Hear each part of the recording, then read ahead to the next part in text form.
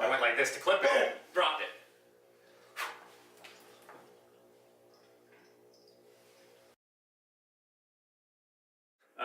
Name's Luke.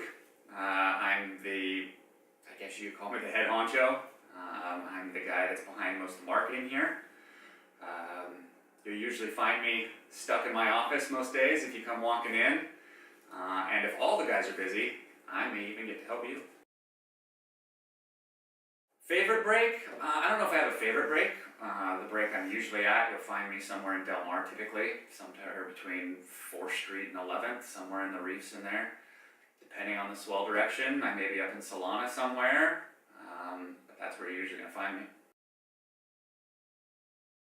Yeah, the oranges, the little ones. Yeah, the small ones. I keep them in the refrigerator and they're perfect.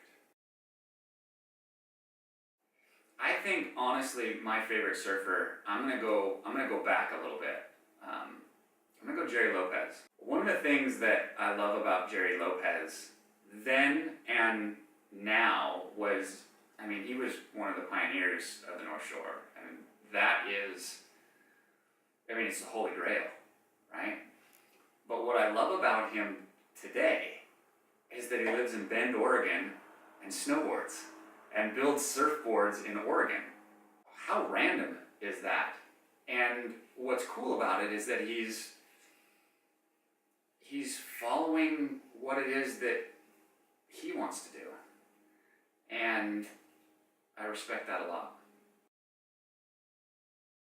My go-to is a 9.0 Ultimate. I don't know, I'm competitive in everything that I do in life. Like, I'm gonna win. But I take a different approach with surfing. It's really the only thing that I do that in. My skiing is, I mean, I've skied for 32 years. So, and I come from a race background. So my skiing is something that the bigger, the steeper, the deeper, the hairier, the better. Like I won't hesitate to go huck myself off a cornice or a cliff or whatever. But with surfing, I take a much different approach. Maybe because I didn't grow up in the ocean, so my just comfort level and familiarity changes. I like getting out there though and slowing everything down for me. It's everything in my life is really fast paced, and I like to just kind of slow it down. Freeze. Yeah. I would have to say, as silly as this is, I love the old North Shore. Maybe it's because to some extent I can identify with a guy coming from a non-surfing area and being considered a kook when you first get in the water.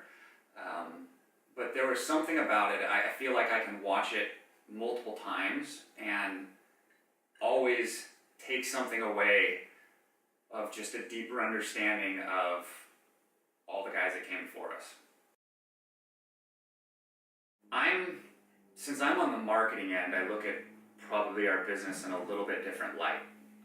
And what I try and do is make sure that what all you guys do from the branding end lines up with the voice and the look and the feel on the marketing end. For us specifically, I think social and our push to have a bigger voice and a more unique voice in the social world is, I think, where the biggest excitement and the most opportunity lies for us right now.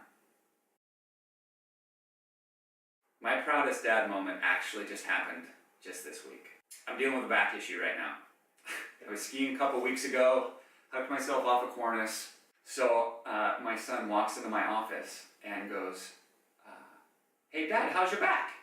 And at that moment, my back was sore. And so I looked at him and I go, "Buddy, it's ouchy right now." And he looks at me and goes, "Daddy, can I pray for you?" Well, yeah. Come on, come over here. Squatted down in the middle of my office, closed his eyes and clasped his hands like this. What it really showed was that our kids pay attention to what it is we do. And it was a really cool moment to see that, not just concerned with my back, but that he understands that there's other forces at work. And that's it's a special moment.